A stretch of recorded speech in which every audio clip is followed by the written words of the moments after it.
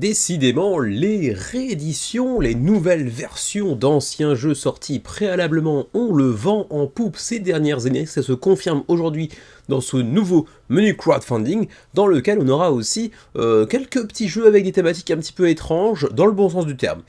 Bonjour à toutes et à tous, c'est Kevin pour les Ludovores, nouveau menu crowdfunding, vous l'aurez compris, numéro 211 si je ne m'abuse, probablement le dernier avant que je ne parte pour Cannes pour 3 semaines de longue absence. Je sais que derrière vos écrans, vous versez une petite larmiche, mais je reviendrai et les retrouvailles n'en seront que plus belles, j'ai envie de dire. Du coup, sans plus tarder, on se lance dans les 3 parties habituelles, parce que oui, il y en aura bien 3, il y aura donc des desserts cette semaine, enfin non, il y aura un dessert cette semaine, on va pas non plus friser la crise d'hypoglycémie, hein, ne soyons pas fous tout de même, mais donc oui, entrée, plat, dessert, c'est parti tout de suite.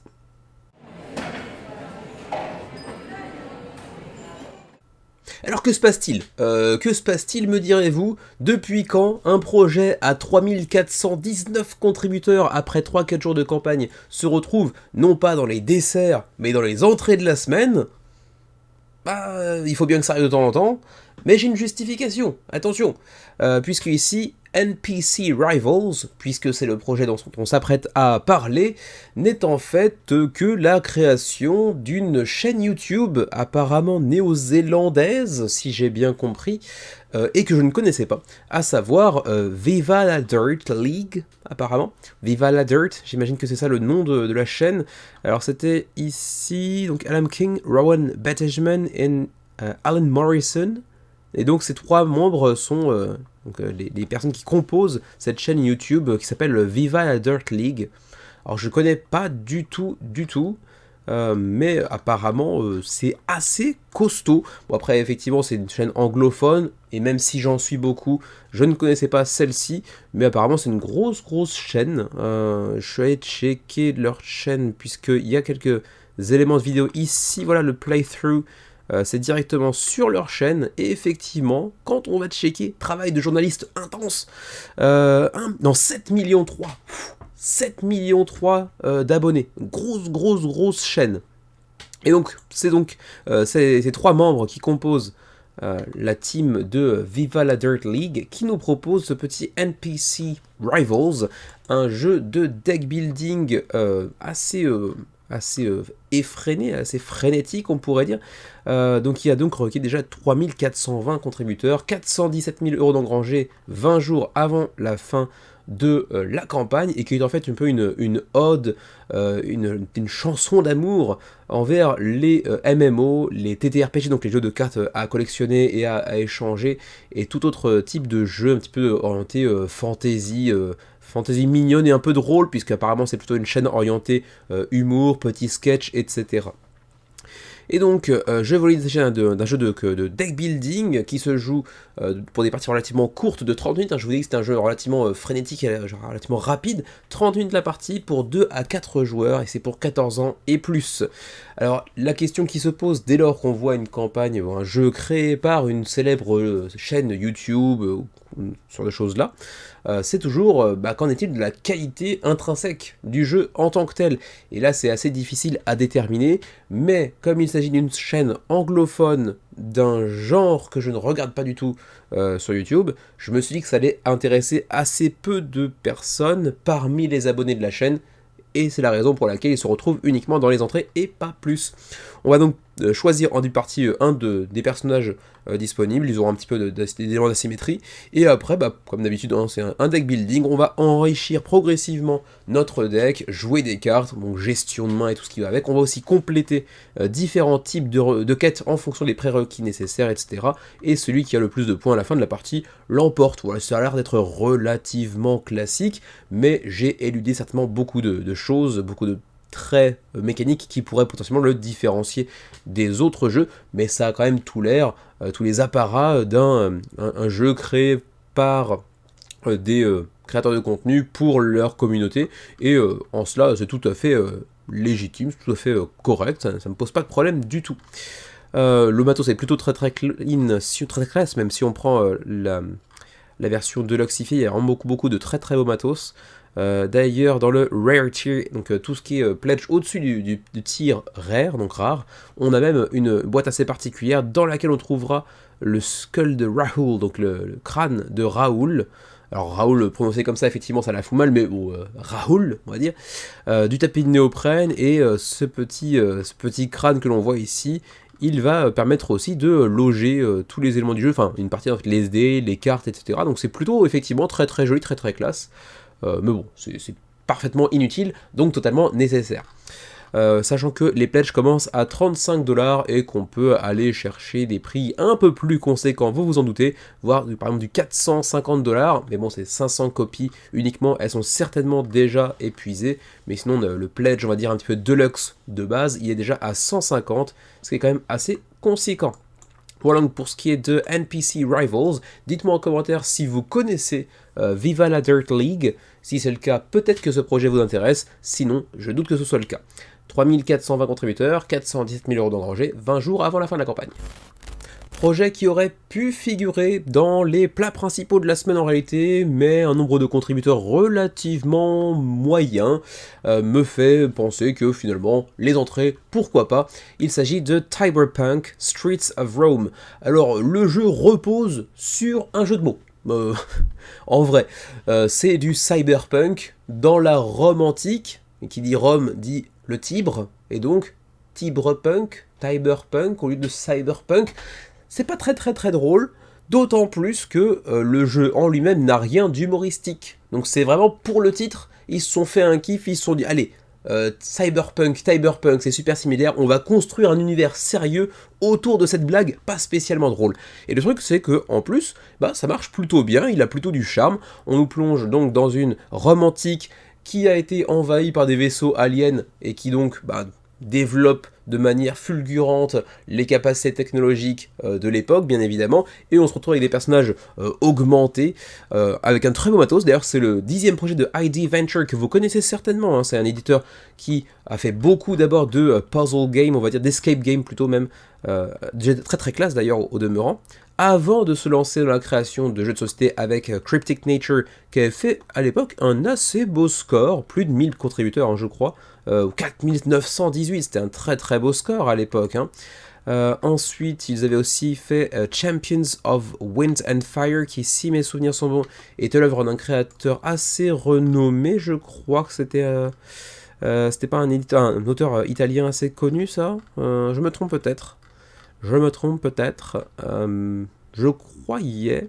Ah non. Je pensais, mais non, en fait, pas du tout. Ou alors, j'ai perdu l'info. C'est possible aussi, après tout. Bon, ça n'a pas une très très grande importance de toute manière, mais en tout cas c'était très joli, et ça avait fait encore une fois plutôt un beau score avec 2857 contributeurs. Et ils nous reviennent donc avec Cyberpunk, leur nouvel effort en termes de jeu de société. Et vous le voyez, bon, c'est loin des standards des deux précédentes campagnes, on est seulement à 420 contributeurs.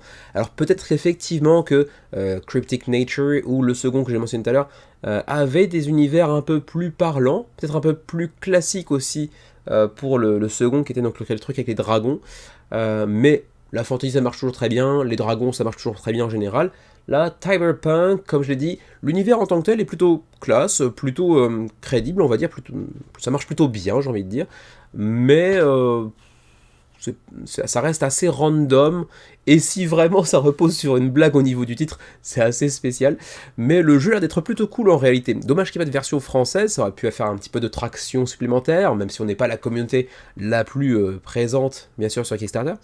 Mais donc oui, vous avez le plateau de la ville de Rome, inspiré par des cartes de l'époque.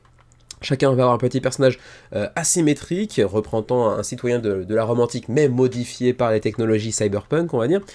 Et c'est un jeu qui est basé sur des quêtes, avec une sorte de narration émergente, on va dire, en fonction des quêtes entrelacées que vous allez pouvoir accomplir. Vous allez peut-être pouvoir vous raconter un petit peu une histoire, avec un très beau matos qui plus est, de la symétrie, ça je l'ai déjà dit tout à l'heure, beaucoup d'interactions apparemment aussi entre les joueurs, et puis une DA plutôt réussie, même si la thématique est un petit peu perché.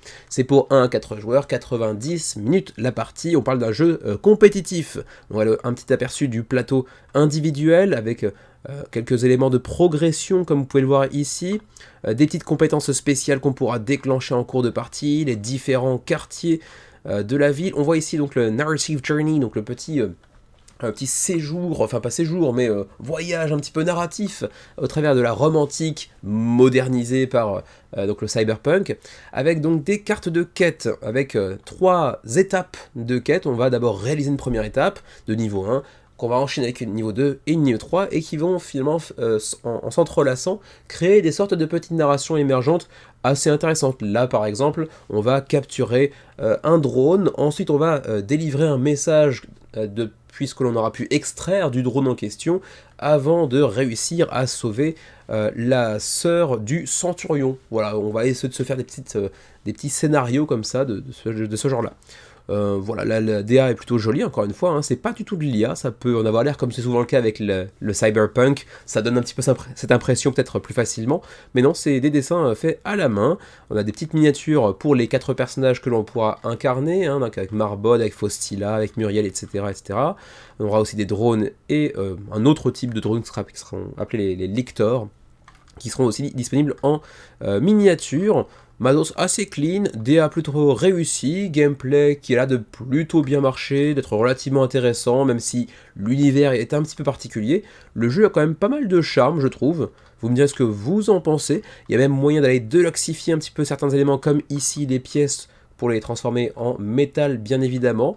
Non, globalement, Cyberpunk, il a l'air d'être plutôt intéressant, plutôt sympa. Avec de la symétrie qui va un petit peu être au cœur d'une sorte de système de draft, puisque au début de la partie, au-delà de nos personnages, on va aussi choisir des compétences personnelles asymétriques qui seront différentes donc de partie en partie. C'est pas parce qu'on a choisi ce personnage que forcément on aura ces compétences-là, et ça c'est plutôt intéressant.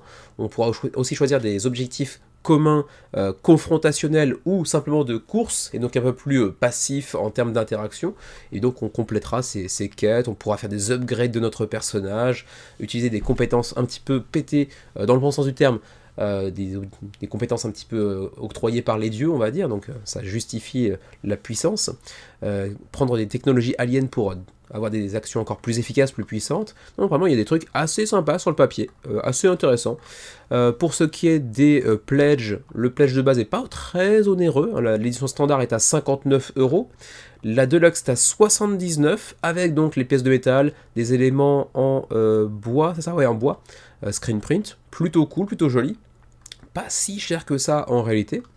Le Deluxe Bundle qui vient rajouter par-dessus encore plus de luxification, avec également 2 extensions que vous voyez ici, Citizen et Triumvirate, à 109€. Bon, ça reste encore un peu plus cher certes, mais relativement abordable pour le contenu évoqué. Donc non, plutôt intéressant sur le papier. C'est pas un jeu qui m'attire outre mesure, mais c'est un jeu qui devrait pouvoir marcher un petit peu mieux que ça. Peut-être, et là pour le coup, j'en ai aucune idée, j'ai pas fait de travail d'enquête super poussé non plus. Peut-être que les 2 précédents projets de jeux de société de ID Venture, donc Cryptic Nature, et le deuxième c'était quoi déjà, Champions of Wind and Fire. Peut-être que ça s'est pas si bien passé, peut-être que les retours sont pas non plus hyper dithyrambiques. Ça, vous me le direz éventuellement si vous en êtes au courant. Voilà pour Cyberpunk Streets of Rome, 422 contributeurs, 26 jours avant la fin de la campagne. On enchaîne sur la nouvelle campagne de Lunar Rush, intitulée Innovations. Nouvelle parce que, à la base, Lunar Rush, ça existe déjà, c'est un des projets de Dead Alive Games, leur 9e projet à ce jour sur Kickstarter.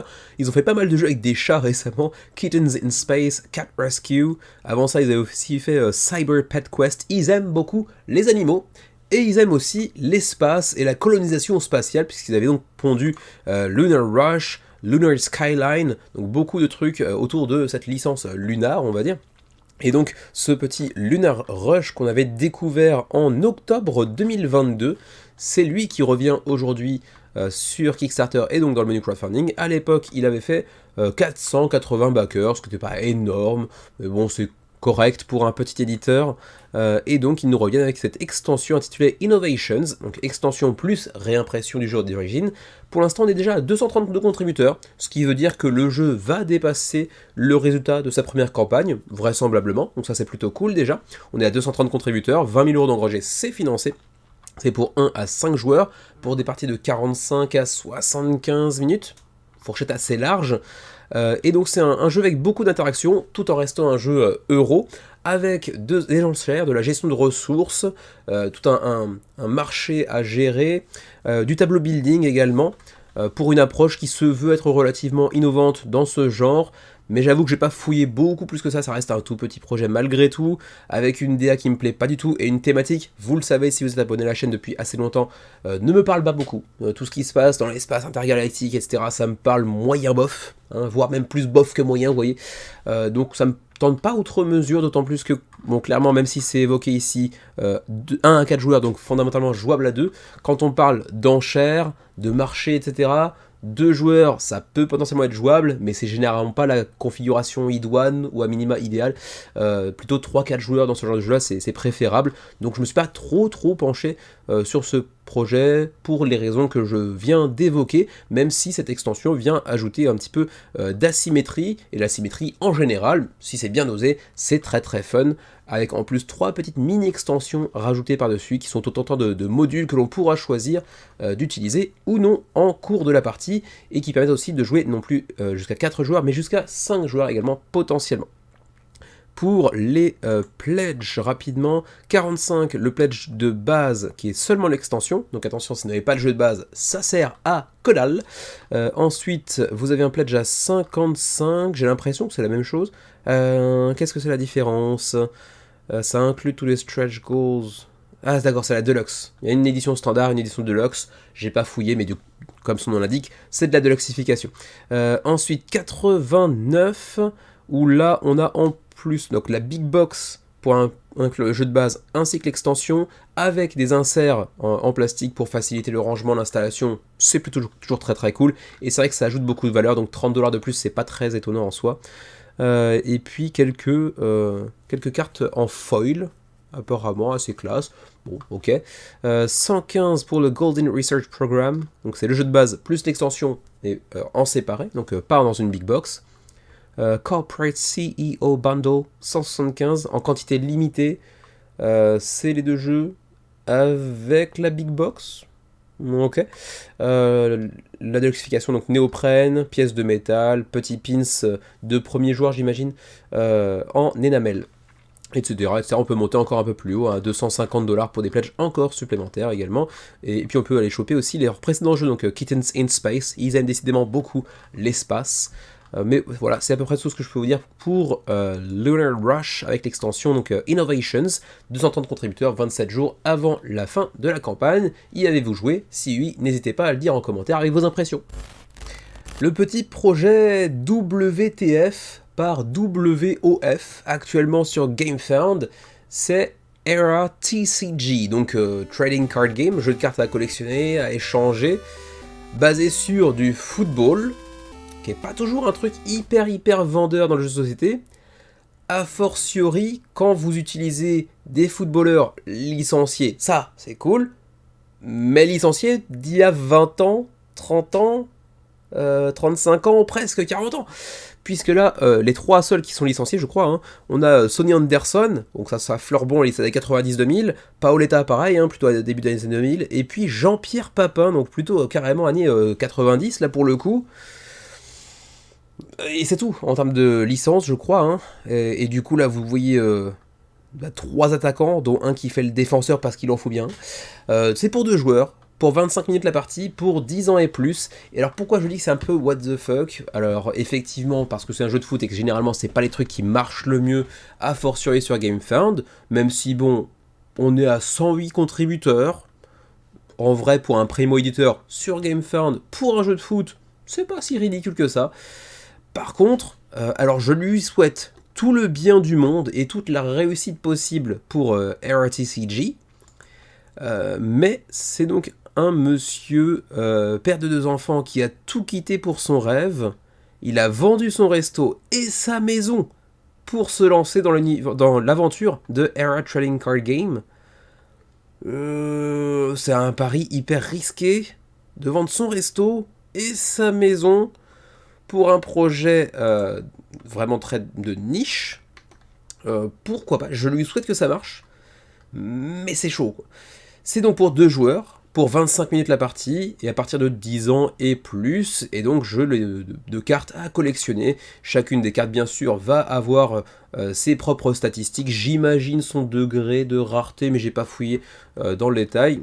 Et donc on va vivre un match de football en se basant donc sur un mécanisme de gestion de main, avec différents types de cartes, et de compétences bien sûr, avec donc les 3 ambassadeurs que l'on voit ici, Paoletta, Jean-Pierre Papin et Sonny Anderson. Est-ce qu'il y a d'autres joueurs? Oui, il y en a d'autres. Donc j'ai dit une petite bêtise, il y a quand même d'autres joueurs apparemment. J'aurais dû le dire en introduction, je mettrais peut-être un petit avertissement dans l'introduction. On a aussi Makoun, Georges, mais si j'ai seulement le nom de famille, ça ne dit rien. Nessib, Tayeb, Coupet, ça éventuellement, ouais. Hilton, Costil, Taiwo. Donc oui, il y a quand même pas mal de joueurs. Vairua, en tant que supporter de Nantes, Vairua forcément, ça évoque des souvenirs. Laurent Robert, Pascal Feinduno, ouais, c'est quand même bien des noms des années 2000 pour la majorité. Mais bon, ça peut être très sympa en termes de gameplay, je ne sais pas, pour le coup, c'est vraiment quelque chose dont je ne peux pas juger. Mais ouais, sur le papier, je trouve ça assez risqué comme projet. Et c'est vrai que pour l'instant, bon, sans backer, encore une fois, c'est pas ridicule pour un primo éditeur sur Kickstarter, pas sur Kickstarter, sur GameFound, pour un jeu de foot, mais je suis pas hyper confiant. Voilà, c'est tout ce que je peux vous dire. On a un pledge de base à 25 € en gros, c'est le starter duel pack. Ensuite, à 40 €, vous avez une grosse boîte avec 8 boosters à l'intérieur. Ensuite, vous pouvez prendre Full Pack Ascension, c'est 50 $ pour tous les packs de starter en réalité. C'est des displays, comme d'habitude, tous les TCG ont droit à leur petit display, bien sûr. Un Start Collection avec un display plus de starter pack. Bon, bien sûr, comme toujours avec les TCG, il y a masse de pledge dans tous les sens, notamment pour les boutiques, soyons tout à fait honnêtes. Et puis le pledge qui est vraiment mis en avant, c'est le pack deluxe, 4 starter decks, un display, 2 deck box pour les transporter plus facilement, et puis un playmat en néoprène avec, je crois, Sonny Anderson, peut-être le choix d'autres personnages, j'imagine. Ouais, je sais pas. Honnêtement, je trouve ça très très risqué. Encore une fois, je lui souhaite toute la réussite possible, mais j'ai un petit peu peur, pour être tout à fait honnête. Vous me direz ce que vous en pensez. Et encore, je suis plutôt preneur, moi, les jeux de foot, c'est pas un problème. J'en ai 2. Il y en a un que j'ai pas encore joué, mais j'en ai 2, dont un qui est vraiment très cool, c'est Undici. Mais bon, je suis pas joueur de TCG déjà, donc ça m'attire pas.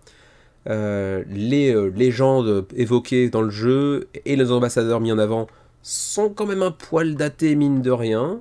Bon, après, de toute façon, quelles que soient les légendes, les ambassadeurs que vous preniez pour un jeu de foot, forcément, dans 10 ans, dans 20 ans, ce sera daté quoi qu'il arrive. Ça, c'est très tributaire de l'époque de sortie du jeu. Ça va forcément vieillir un petit peu mal de ce point de vue-là.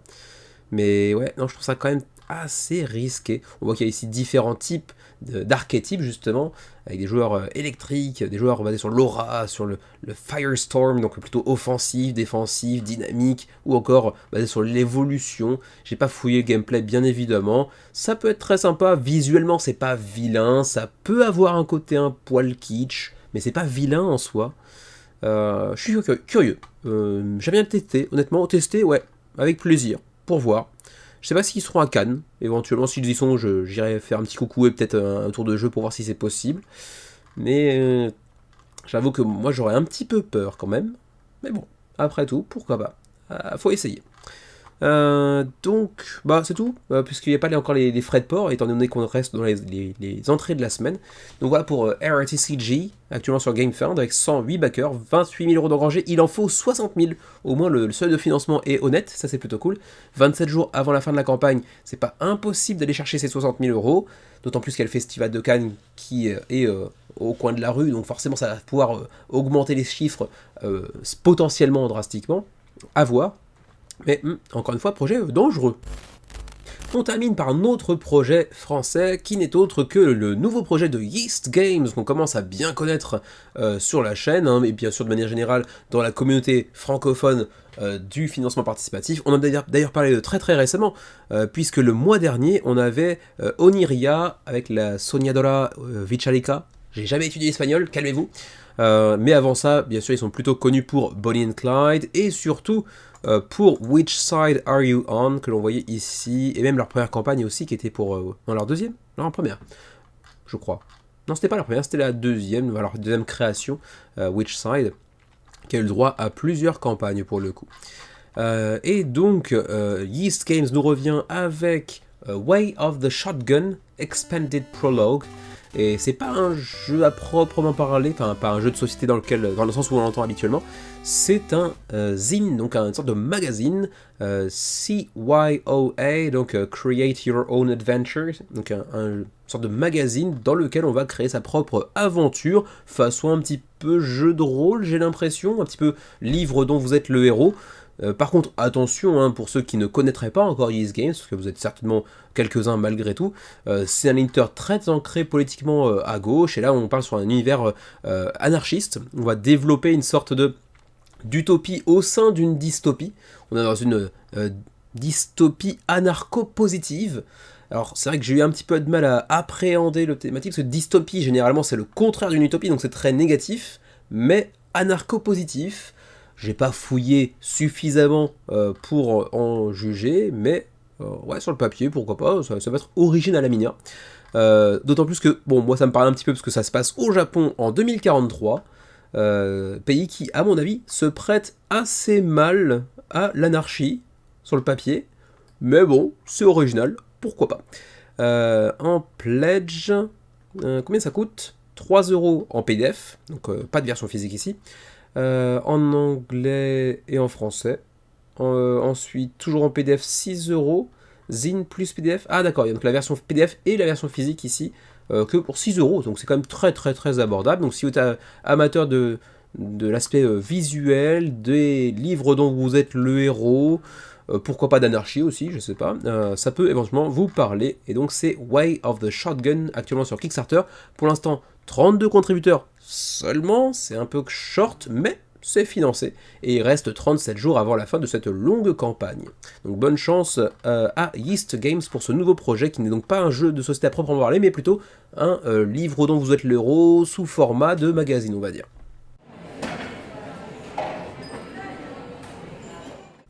On attaque les plats principaux de la semaine avec le fameux incontournable désormais Solo Game of the Month par Gabe Barrett sur GameFound, un éditeur qui fait donc du projet solo, parfois coopératif à 2 joueurs, une fois par mois sur GameFound, et qui a su se bâtir une communauté de fans vraiment fidèles, puisqu'on parle toujours d'environ 1500, 2000, 2200 backers à chaque projet.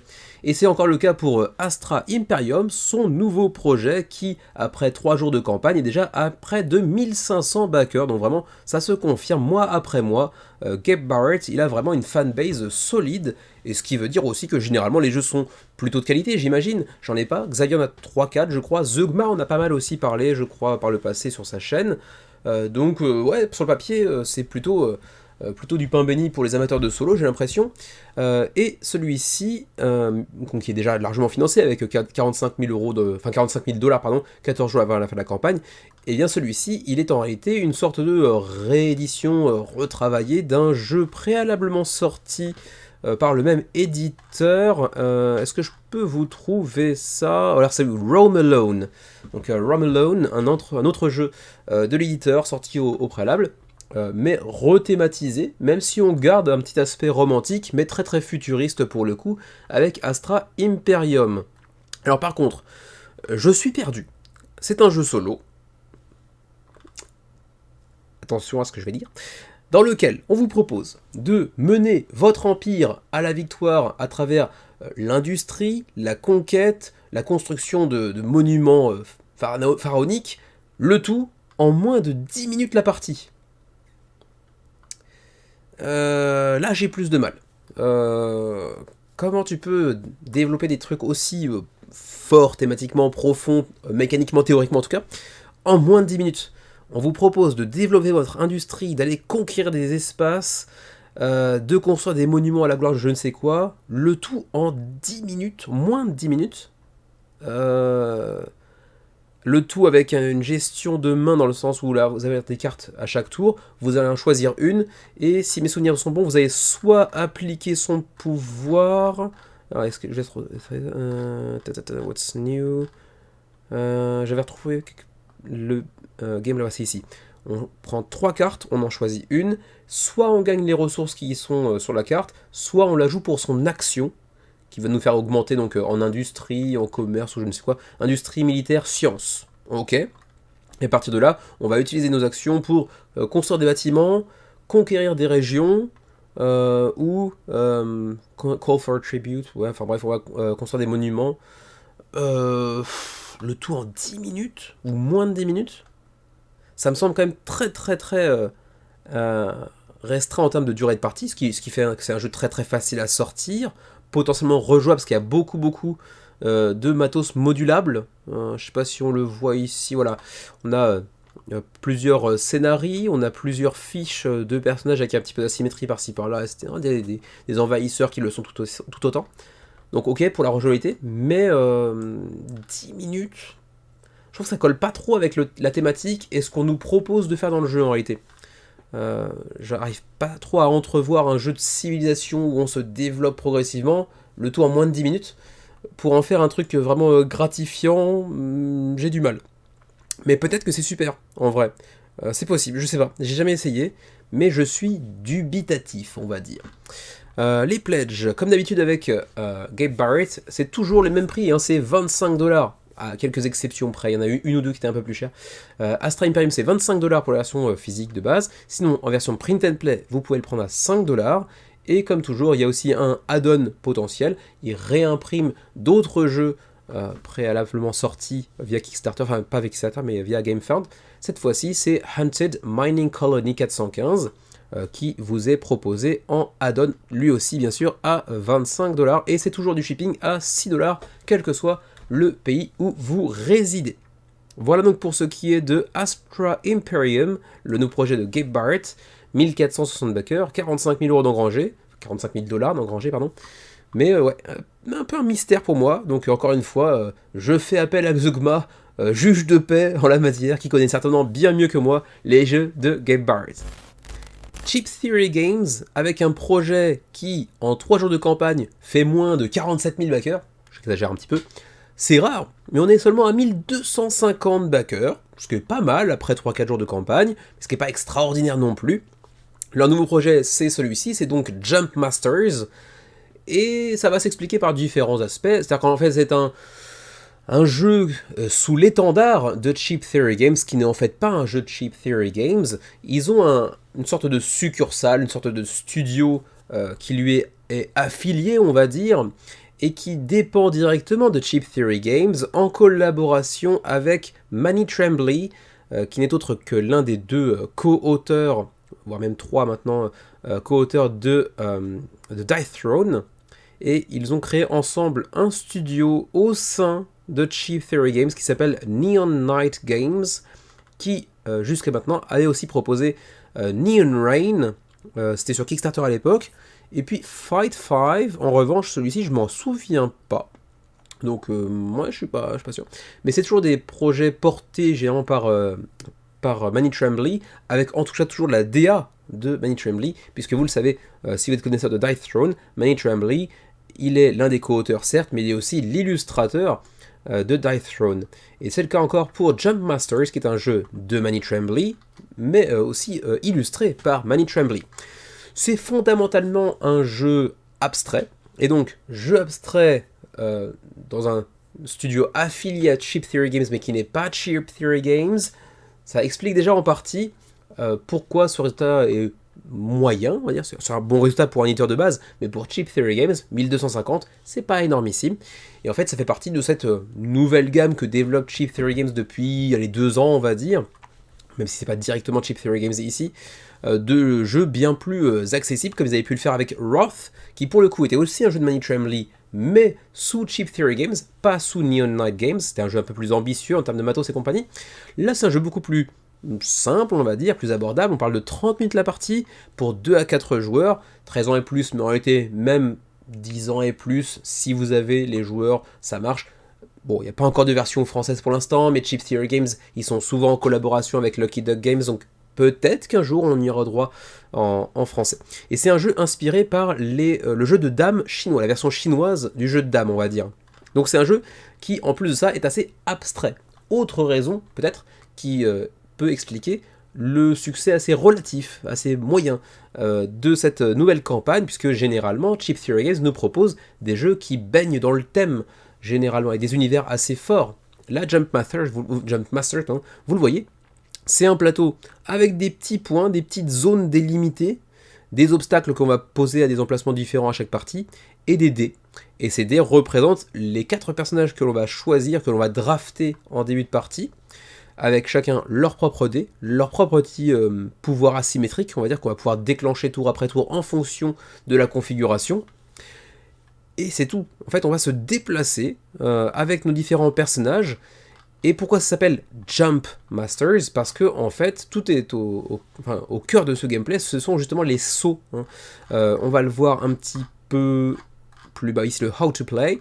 Deploy your heroes, donc vous avez 4 héros, fondamentalement toujours 4 héros avec du draft en début de partie, donc essayez de trouver des synergies, on les place dans notre zone de départ, et à partir de là, si on arrive à sauter au-dessus d'un autre personnage de notre équipe, eh bien on va l'énergiser, on va lui donner de l'énergie, donc il va prendre un chiffre sur son dé, et s'il passe au-dessus d'un dé adverse, eh bien il va diminuer la valeur de son dé de 1 pour chaque numéro présent sur le dé adverse. Par exemple, là, il y a 3 face à 2, donc il va se retrouver à 1 et à 0. En bref, l'autre dé est mis à 0, forcément, et le dé que nous avons utilisé pour ce faire va diminuer d'autant que l'écart entre le chiffre de base et le 0 du dé adverse. Et en faisant ça, en attaquant les dés adverses, eh bien, on va pouvoir gagner des points. Et on a aussi donc ces mécanismes asymétriques de chacun de nos petits personnages qu'on va incarner, qu'on va pouvoir déclencher, qui viennent apporter un petit peu de sel là-dedans. Donc ça reste un jeu assez abstrait, clairement inspiré par un jeu abstrait, donc les échecs, enfin pas les échecs, mais le jeu de dames chinoises. Donc ouais, je dis pas que c'est inintéressant du tout, ça peut être assez sympa. Mais je pense qu'il y a plusieurs raisons, et ça en fait partie encore une de ces raisons qui peuvent expliquer le manque de succès, on va dire, de Jump Masters. On a une édition de base à 30$ avec des cartes qui ne sont pas en PVC, ça aussi, autre argument. Il y aura des cartes en PVC dans l'édition Deluxe, mais dans l'édition de base, carte normale, les dés, le plateau en carton et pas en néoprène, comme c'est toujours le cas avec Chip Theory Games, donc un côté un peu plus direct en boutique que les jeux habituellement chez Chip Theory Games. Les petites tuiles en carton aussi, le compteur de points, la piste de points également en carton, etc. Bien sûr, on aura droit à une Deluxe qui sera un poil plus cher. On parlait de 30, c'est ça, ouais, 30$ pour l'édition de base. On passe à 40 pour l'édition Deluxe. Donc pour le jump, pour le coup, petit jeu de mots involontaire, petit jump qualitatif en termes de qualité de production pour seulement 10€, enfin 10$. C'est pas excessif pour le coup, parce qu'on passe à un plateau cette fois-ci en tapis de néoprène, des éléments en acrylique pour les tuiles d'obstacles et de pouvoirs spéciaux, on va dire. Les petits jetons en acrylique plutôt qu'en carton, un petit insert en plastique, donc pas mal d'ajouts de deluxification, on va dire. Ensuite, chaque backer aura droit aussi à un petit mystery pack, donc avec une carte surprise ou plusieurs cartes surprises, je ne sais pas exactement, avec potentiellement quelques petites variantes, des petits tampons comme celui-ci, ou des cartes en foil doré par exemple, avec des petites variantes au niveau des pouvoirs des cartes également. Donc presque un aspect collectionnable aussi éventuellement. Et puis je crois que c'est à peu près tout. On passe directement aux frais de port. Canada 10$, Union Européenne 15$, pour nos amis suisses ce serait plutôt 20$, et puis pour nous en Asie ce serait 20$ également de frais de port. Ce qui est un petit peu cher pour les frais de port, étant donné qu'on parlait d'un jeu à 40$ pour sa version Deluxe. Si on paye la moitié de ce prix-là, rien que pour les frais de port, ça en fait un jeu à 60$. Pour ce qui est fondamentalement un jeu abstrait, relativement court, relativement simple. Voilà, il y a quand même pas mal de raisons, je pense, qui font que le projet n'en est que, entre guillemets, à 1250 backers et 60 000$ d'engrangés, ce qui n'est pas un mauvais résultat, mais ce qui n'est pas sur les standards habituels de Chip Theory Games. 14 jours avant la fin de la campagne, c'est donc Jump Masters. Continuons tout de suite avec Lion Dancers, le nouveau projet de Hot Banana Games. Pauline et Marie, deux créatrices d'origine asiatique, qui nous proposent toujours des jeux dans la culture chinoise. Ils avaient commencé par Steam Up, qui était hyper classe, visuellement beau matos, et puis un premier projet vraiment très très sonné pour le coup, qui avait fait un beau succès à la base, hein. Il était à 8300 backers quasiment, c'était vraiment un beau succès. Je suis sûr et certain qu'il y a quelques backers parmi les abonnés de la chaîne, y compris d'ailleurs Anthony, qu'on salue, forcément que soit ça te parlait particulièrement. D'ailleurs, j'ai vu que tu m'as mentionné sur Facebook pour mentionner Lion Dancers. D'ailleurs, Nix en a parlé, donc petit instant Nix de la vidéo, il a parlé, sans faire une review complète et détaillée, il en a parlé dans sa plus récente Chronix. Et ensuite, ils avaient aussi proposé Moon Bunny, qui avait fait un résultat un peu moins conséquent. On était à 3000 backers approximativement, tout aussi joli, peut-être un peu plus abstrait, ceci dit, donc moins inspirant ou inspiré, je ne sais pas, que Steam Up. Avec cette nouvelle campagne, donc Lion Dancers, on est un petit peu à mi-chemin, c'est-à-dire que ça reste un jeu abstrait, avec peut-être un peu plus d'implications thématiques qu'avec Moon Bunny, j'ai l'impression. On va parler ici des célébrations du Nouvel An chinois. Ça tombe bien, c'est la semaine prochaine. On est déjà à 1000 backers, 19 jours avant la fin de la campagne, ça devrait aller chercher les 2500-3000, donc un résultat un petit peu similaire à celui de Moon Bunny à l'époque. Et je vous disais que c'est un jeu relativement abstrait malgré tout. Alors c'est pour 1 à 4 joueurs, 30 à 60 minutes la partie, 8 ans et plus, donc dans la lignée des jeux habituels de chez Hot Banana Games, donc à savoir des jeux relativement accessibles en termes de règles, 8 ans et plus, tout est dit. Et donc c'est un jeu abstrait. Vous avez ici ce petit plateau avec différents types de tuiles, et on va aller choper des ressources de ces deux-là, et choper une salade au moment où on pense que c'est opportun de rentrer un petit peu à la maison et d'engranger ce que l'on aura pu, comment dirais-je, clamer comme ressources jusqu'à présent au cours d'un tour. Je ne vais pas rentrer trop dans les détails en réalité pour Lion Dancers, puisque, encore une fois, Nix en a parlé, sans en faire une review hyper détaillée, hyper exhaustive. Il en a quand même parlé assez longuement dans son plus récent Chronix, donc vous pourrez en apprendre bien plus que sur ce petit segment de la vidéo, mais sachez que Lion Dancers, c'est toujours très classe, visuellement c'est très joli, c'est très chatoyant, même pour une version standard, ça reste très joli pour une version standard, encore une fois, et ça reste encore abordable, encore une fois, hein, c'est généralement des jeux pas très chers. On a une édition collector qui effectivement est plus jolie, plus classe en termes de matos, effectivement, avec un matériel plus généreux de manière générale, avec des composants supplémentaires, notamment la petite laitue hyper réaliste pour le coup, très joliment fait. Donc non, effectivement, même dans cette version de collector, ça reste relativement abordable, je l'ai dit tout à l'heure, on va voir un peu les prix ici d'ailleurs. 53 € pour la version collector, donc la version deluxifiée on va dire, et 41 € pour la version de base, donc ça reste quand même des jeux abordables encore une fois. Je rentre pas trop dans les détails du how to play, mais en gros je vous l'ai dit, on va avoir des cartes que l'on va jouer chacun son tour, on va passer les autres cartes à nos adversaires, et donc on sait plus ou moins ce qu'on va leur donner et les potentialités qu'on va pouvoir leur offrir pour leur prochain tour. On va danser autour des piliers sacrés, choper des ressources, protéger nos trésors et choper la laitue qui porte bonheur, on va dire, avant de rentrer un petit peu à la maison, des petites mécaniques de set collection notamment. Ça va être relativement sympa, c'est pas forcément un truc qui m'attire outre mesure, mais je suis convaincu que ça peut être assez marrant à jouer. Et donc je vous le disais tout à l'heure, un Nix qui en a parlé dans sa plus récente Chronix, que vous voyez ici, pour les jeux auxquels on peut jouer avec Mémé. Donc il avait mentionné Once Upon a Line, encore Forschlam, et en troisième il y avait donc celui-ci, Lion Dancers. Pour ce qui est des frais de port, c'est ici. Frais de port pour le Canada, 23 $, plus 5 $ si vous ajoutez des copies supplémentaires. C'est l'occasion de faire des mini pledges groupés, mini parce que ça va jusqu'à 3 de plus, donc maximum 4 copies. Ensuite, Europe, zone 1, 16 $, zone 2, 20 $, zone 3, 27 $, donc ça dépendra de votre pays de résidence au sein de l'Union Européenne, j'imagine, ou au sein de l'Europe à minima. Et nous, en Asie, j'imagine que nous, c'est à zone 2 pour le Japon, je pense. Asia, zone 2, ouais, pour le Japon, comme d'hab. Donc 35 $ de frais de port. Ça picote un peu alors qu'on est juste à côté du pays de production. Mais bon, que voulez-vous. Projet qui devrait théoriquement être livré à partir de février 2027, donc dans pile poil un an, si tout se passe bien. Voilà donc pour Lion Dancers, 1000 contributeurs, 67 000 € d'engrangés, 19 jours avant la fin de la campagne. Littéralement à mes pieds, pas dans la ludothèque mais à mes pieds, se trouve le précédent projet de Keen Bean que j'avais backé à l'époque, et il est là pour essayer de le sortir rapidement, et pourtant il sort pas rapidement.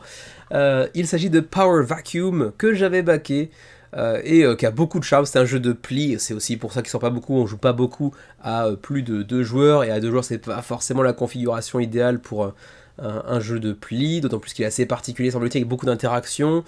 Mais j'aimerais beaucoup le sortir parce qu'il a vraiment une thématique complètement perchée et une DA complètement perchée, mais la DA est toujours perchée chez Malachi Ray Rampen, donc Keen Bean Studio. Il est créateur et illustrateur de la majorité de ses jeux, et cette fois-ci il nous revient avec Almighty. Et alors bon, j'ai pas joué à Almighty, ni sorti test, ou quoi que ce soit, j'ai même pas lu les règles, mais il y a quand même un petit coup de cœur pour Almighty cette semaine, parce que c'est un jeu qui vous propose d'incarner un dieu, un être divin, qui va accomplir tout un tas d'actes divins plus ou moins moralement questionnables sur un continent, sur un monde peuplé de petits haricots, comme toujours avec les jeux de Keen Bean, j'ai l'impression. C'est souvent assez perché thématiquement, mais visuellement c'est chatoyant, c'est très joli, l'univers correspond bien au ton très très décalé du jeu, et c'est assez intéressant sur le papier en plus de ça. Pour l'instant, le projet se porte très bien, on est à 1745 backers, 100 000 € d'engrangés approximativement, 20 jours avant la fin de la campagne. Reste qu'il n'y a pas de version francophone à minima pour l'instant concernant Almighty. Je vais rechecker rapidement le précédent projet, donc Power Vacuum, pour aller voir combien il avait fait. C'était en mai 2024, ça fait presque 2 ans, et donc il avait fait 3000 backers à l'époque. Donc apparemment, Almighty devrait pouvoir le dépasser, vu comme il est parti, près de 1750 backers pour l'instant. À mon avis, il va dépasser les 3000, peut-être un peu plus.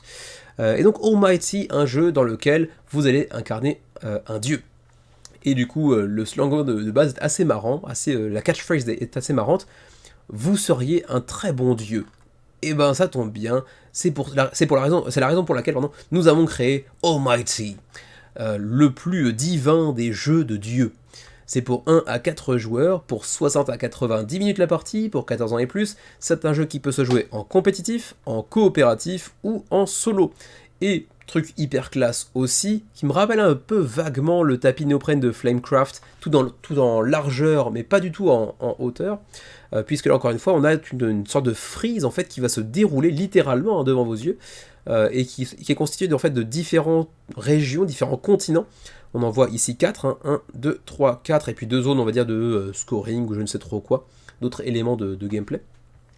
Et donc, des zones sur lesquelles on va pouvoir interagir avec, autour de la table, chacun des joueurs, un dieu différent et asymétrique. On aura le dieu du soleil, le dieu de la mort, le dieu de l'amour, et le dieu du tonnerre, je crois, avec toujours des petites compétences asymétriques, et des cartes. On est sur un jeu de gestionnement encore une fois.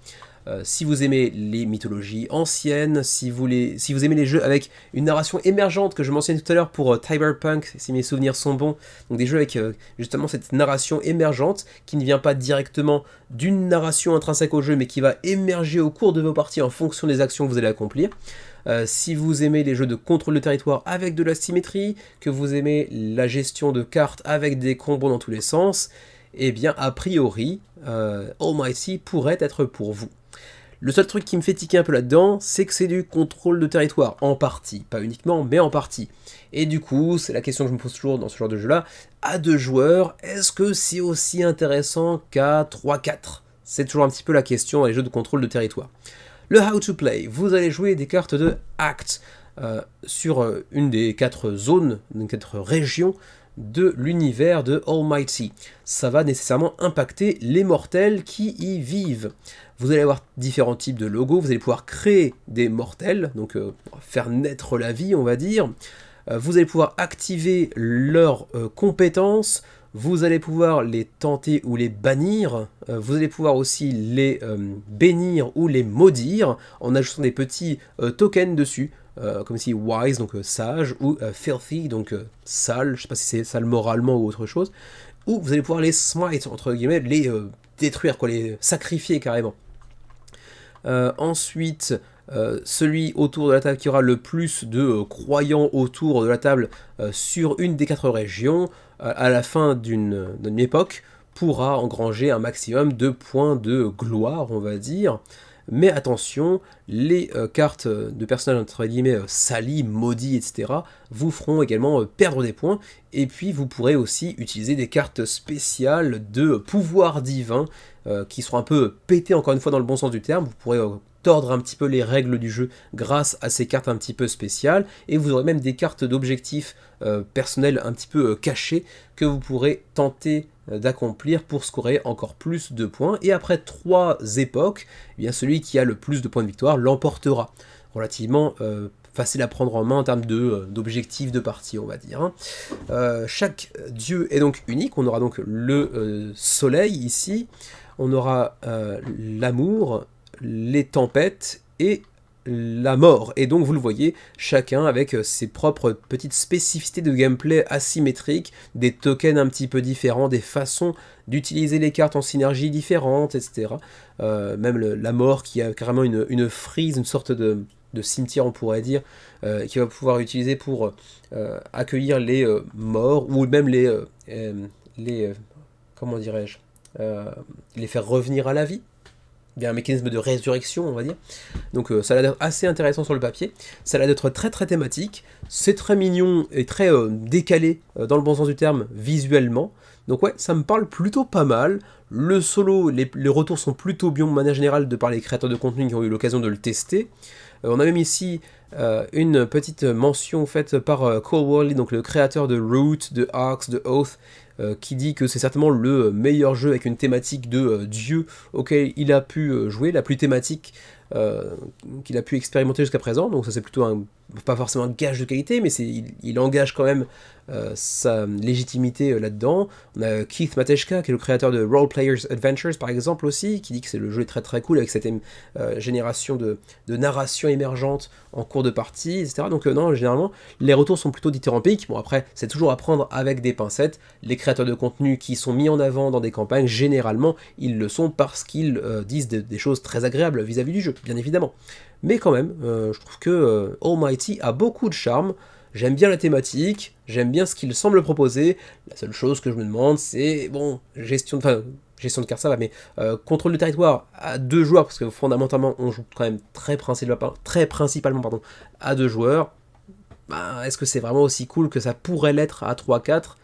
C'est surtout ça la question que je me pose. Mais le matos est plutôt joli, c'est plutôt qualitatif visuellement parlant, même si c'est pas époustouflant, hein, ça va pas non plus casser 3 pattes à un canard tétraplégique du Grand Nord, mais ça a son charme, je trouve, ça a même beaucoup de charme.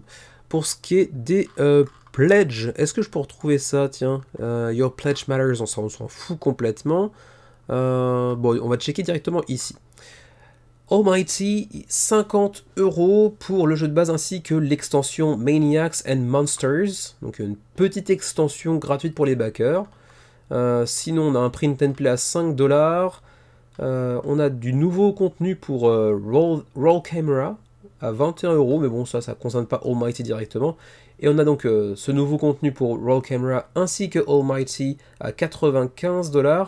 Avec l'ajout des éclairs en métal pour le dieu des tempêtes. Ok, pourquoi pas. Mais du coup, pourquoi avoir de la déluxification uniquement pour le dieu des tempêtes? Ça, c'est quand même un peu étrange. The Great God Upgrades. Ok. Donc, il y aura potentiellement d'autres ajouts. Ça, je ne sais pas encore. Mais il y aura peut-être d'autres ajouts de lexification qui sont peut-être pas encore révélés, je ne sais pas trop. Ouais, je sais pas. Mais apparemment, il y aura des ajouts de lexification, mais c'est un peu flou pour l'instant. Et donc, le shipping, pour ce qui est du Canada, c'est 9$, quand même très abordable en termes de frais de port. Même chose pour l'Union Européenne, 9$ aussi. Pour nos amis suisses, ce serait plutôt 14$. Et puis pour nous au Japon, ce serait 21. Ça fait un jump assez conséquent, encore une fois. 21$ de frais de port sur un jeu à 59. Ouais, c'est pas totalement déconnant, mais c'est un petit peu cher. Heureusement, nous, on n'a pas la TVA à payer par-dessus. Mais voilà pour Almighty. Donc, petit coup de cœur de la semaine. C'est pas un gros coup de cœur. C'est pas un énorme coup de cœur instabac, comme on dit.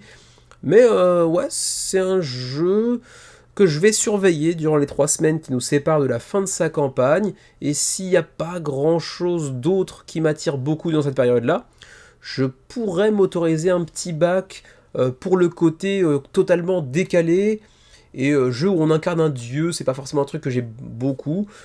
J'ai Ibris, mais c'est vraiment pas du tout la même catégorie de jeu, c'est bien plus lourd, bien plus long, bien plus difficile à sortir sur la table.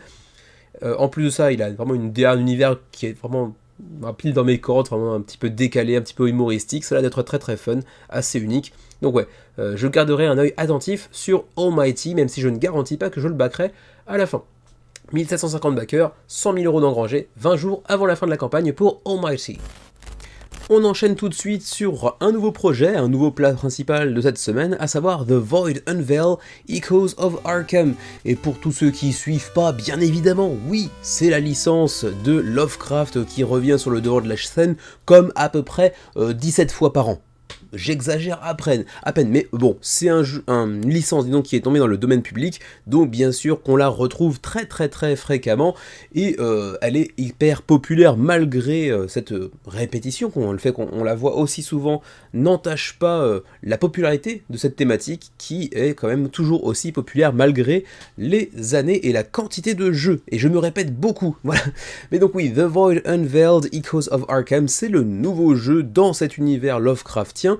C'est un projet porté par Darkgate Games, dont, si je mes souvenirs sont bons, était son premier projet. Non, pas du tout. Ils avaient fait avant Zombie Horde, qui pour le coup n'était pas dans l'univers Lovecraftien apparemment. Et ils ont eu aussi d'autres projets par le passé. Ah, c'est eux qui avaient fait Ancient Blood, effectivement, d'accord. Pour le coup, je me souviens avoir couvert Ancient Blood quand il était sur GameFound à l'époque. En revanche, je me souviens pas de Neomorphosis. Ah, c'était une soundtrack, donc c'était peut-être juste une BO. C'est dans le même univers en tout cas que Ancient Blood. Quoi qu'il en soit, The Void Unveiled Echoes of Arkham, c'est leur nouveau projet qui pour l'instant se porte plutôt bien. On est à près de 1300 backers, près de 370 000 $ d'engrangés 19 jours avant la fin de la campagne, et peut-être que vous l'aurez vu avant que je ne le dise, mais oui, il y a un petit drapeau français ici, voilà, oui, donc oui, il y a bien du français, vous le trouvez encore ici, le drapeau. Donc oui, The Void Unveiled sera bel et bien disponible en français. Il faudra juste que je vérifie au cours de la vidéo si c'est en version physique ou si c'est uniquement une traduction pour un projet en PDF, on va dire. Ça, il faudra que je vérifie. C'est pour 1 à 4 joueurs, c'est 14 ans et plus, c'est un jeu d'exploration, de survie, comme tout. Pas toujours, mais comme souvent, avec les jeux autour de Lovecraft et de l'univers de Cthulhu, etc., c'est souvent des jeux coopératifs. Il en va de même donc pour celui-ci, The Void Unveiled, coopératif en campagne, mais un peu one-shotable quand même. On va voir que les scénarios sont quand même indépendants les uns des autres, mais c'est quand même... comment dirais-je, connecté par une sorte de campagne à embranchements multiples, on va dire, qui fait que chacune des parties que vous allez faire va impacter bien sûr la suite de la campagne, mais vous pouvez quand même faire aussi ça en format un petit peu one shot si vous le désirez, quoi, en gros. Apparemment forte rejouabilité, donc ça c'est plutôt très cool. Pour un jeu en campagne, c'est souvent un petit peu le point faible que l'on peut retrouver. Là non, vous le voyez, hein, c'est écrit 60 à 90 minutes par partie stand-alone, ou 30 heures de campagne si vous décidez d'y jouer de cette manière-là. Donc c'est un jeu extrêmement riche, il y aura beaucoup de contenu. Pour le reste, hein, je l'ai dit, campagne avec des jeux d'exploration, de survie, coopératif. C'est toujours un tout petit peu délicat de faire la différence entre tous les projets de ce genre de catégorie, on va dire. C'est un jeu qui va aussi potentiellement coûter assez cher, il y aura beaucoup de contenu si vous souhaitez en ajouter un paquet. La boîte de base restera un poil plus abordable, mais c'est pas non plus gratuit, vous allez voir. Même le Core Pledge que l'on voit ici coûte quand même 114 $, donc c'est quand même pas donné, mine de rien, mais vous allez voir qu'il y a quand même pas mal de contenu, avec beaucoup de miniatures. On est sur un jeu avec du kilo plastique dans tous les sens, comme souvent avec les univers Lovecraft. D'ailleurs, la boîte de base, qu'y a-t-il à l'intérieur? Le petit What's in the Box que l'on voit là. Donc on aura les principaux personnages que l'on va pouvoir incarner, ainsi que leurs miniatures, leur propre petit plateau individuel. Vous vous doutez bien qu'ils seront un petit peu asymétriques entre eux, ils ont leurs petites compétences spécifiques. Et donc on pourra en incarner pendant plusieurs, avec bien sûr des petites synergies à aller imaginer entre les différents personnages, qui va partir un petit peu en solo devant, qui va rester derrière avec le reste du groupe pour assurer les arrières, sur les choses-là. On va retrouver plein de miniatures de monstres, on voit ici par exemple le très dégueulasse Shoggoth par exemple, on trouve des cultistes, des sortes de gobelins, de ghouls, etc. Bref, tout le bestiaire habituel des univers Lovecraftiens et bien sûr Cthulhu, hein, parce que s'il n'était pas là, bien sûr, on crierait au scandale, il faut toujours qu'il y ait Cthulhu, c'est un peu le gros boss final de cet univers, bien évidemment. Vous voyez qu'il y a aussi beaucoup de cartes un peu partout, on les voit ici, hein, donc pour les personnages comme pour les boss adverses, il y aura un gros aspect de gestion de main. On voit aussi qu'il y a plein de tuiles, puisque c'est un jeu d'exploration un peu façon dungeon crawler, on va explorer au fur et à mesure les différentes pièces qui composent l'endroit où l'on se trouve dans le scénario en cours, et on va donc trouver des monstres, des indices, ce genre de choses-là, des items que l'on pourra aussi ajouter à ceux que l'on possède déjà pour enrichir notre personnage, pour comment dirais-je, le rendre plus puissant, on va dire, plus efficace dans les diverses actions. On pourra aussi remarquer que visuellement, le jeu dispose plutôt d'une assez belle DA. C'est pas, comment dirais-je, c'est pas mémorable non plus, mais ça fait vraiment bien le job dans cet univers Lovecraftien très très classique, mais soigneusement réalisé, j'ai envie de dire. Pour le reste, j'ai l'impression que c'est quand même très très très classique, mais pour qui aime les univers Lovecraftiens, Karine, si tu nous regardes, il y a moyen que The Void Unveiled vous plaise beaucoup, à mon avis, mine de rien. Même si, encore une fois, qu'est-ce qui le différencie fondamentalement d'un jeu comme Cthulhu Death May Die? Alors, c'est un petit mécanisme au niveau de la folie, donc CDMD, c'est ça, CDMD. Plus vous êtes fou, plus vous êtes puissant également. C'est quelque chose qu'on ne retrouve pas dans The Void Unveiled, semble-t-il. Mais bon, dungeon crawler, coopératif, survie, exploration, etc. Il y a quand même pas mal de points communs. 114$, c'est le prix du pledge de base, comme je le mentionnais tout à l'heure. Sinon, on a un pledge Investigator qui s'accompagne d'une extension supplémentaire, c'est 160$. 240 pour le gameplay bundle, donc tout le gameplay disponible dans cette campagne. On voit l'extension Beneath Innsmouth, Fracture at Dunwich, The Kingsport Vale, The Hidden Cult, Armand's Importance, The Forbidden Page, donc beaucoup de contenu supplémentaire pour aller enrichir encore la durée potentielle de votre campagne. On a un gameplay bundle big box, donc là c'est tout le contenu, mais dans une seule et même boîte. Bon, vous vous doutez bien que la boîte est énormissime pour le coup, elle doit peser un âne mort, et puis vous avez le all-in big box qui doit aussi ajouter un petit peu de deluxification par-dessus. On voit des token packs, des marbrés, ce genre de choses là, un petit peu de deluxification donc. Voilà, on va ensuite passer rapidement au shipping. C'est de 20 à 38$ en fonction du pledge que vous choisissez pour l'Union Européenne. 22 à 50 pour nos amis suisses par exemple. Le Canada 30 à 50. Et puis nous au Japon ce serait 45 à 85$ de frais de port. Donc pour ce qui est de The Void Unveiled Echoes of Arkham. 1300 backers, 370 000$ d'engrangés, 19 jours avant la fin de la campagne. On revient brièvement pour ce petit passage sur Kickstarter, parce que oui, ce sera le dernier passage sur Kickstarter cette semaine. Il nous reste 3 autres projets, mais tous sont sur GameFound. C'est une des premières semaines, je pense, dans le menu crowdfunding où on voit peut-être plus de projets GameFound que Kickstarter. J'ai pas compté, mais il me semble que c'est presque le cas. Il y a peut-être une bascule qui commence à s'opérer petit à petit. Et donc on va parler brièvement de Foes of Middle-earth. Donc après une licence Lovecraftienne, cette fois-ci on repart sur un autre grand classique du jeu de manière générale, société, vidéo, jeu de rôle, etc., à savoir le Seigneur des Anneaux. Et cette fois-ci pour Foes of Middle-earth, qui est porté par D20 Culture, un éditeur de Floride qui préalablement avait fait Justice League. C'était plus un jeu de rôle pour le coup, donc c'est leur première création de jeu de société apparemment, avec la licence directement du Seigneur des Anneaux. Donc ils ont été quand même assez ambitieux, et l'ambition ne porte pas tout à fait ses fruits, puisqu'on est seulement entre guillemets à 1500 backers, ce qui pour une telle licence est pas extraordinaire en réalité, même si le projet est largement financé. On parle de 360 000€ d'engrangés 25 jours avant la fin de la campagne, et encore une fois, un jeu coopératif avec beaucoup de matos pour 1 à 4 joueurs, 90 minutes la partie. Il y aura bel et bien une disponibilité en français également, même si on ne sait pas exactement si ce sera une localisation ou si ce sera directement proposé en français par l'éditeur d'origine. Là-dessus, je ne sais pas, j'ai pas trop cherché à beaucoup en savoir plus en réalité. Mais donc oui, jeu coopératif dans l'univers de Seigneur des Anneaux, dans lequel le boss final, vous l'aurez d'ailleurs entreaperçu sur la boîte ici, hein, c'est le Balrog, c'est pas Sauron lui-même. Donc j'imagine qu'on aura potentiellement, si le succès est au rendez-vous, une suite potentielle. D'ailleurs on voit qu'il y a aussi la tour de Saruman, donc je pense qu'on pourra peut-être couvrir jusqu'au deuxième volet du triptyque de Jackson, je pense. Mais en tout cas pour la boîte de base, c'est le Balrog qui sera le boss final, hein. Donc là on a plein de stretch goals qui ont déjà été débloqués, mais ça on passe assez rapidement. D'entrée de jeu, il nous assomme avec un pledge de base à 160$.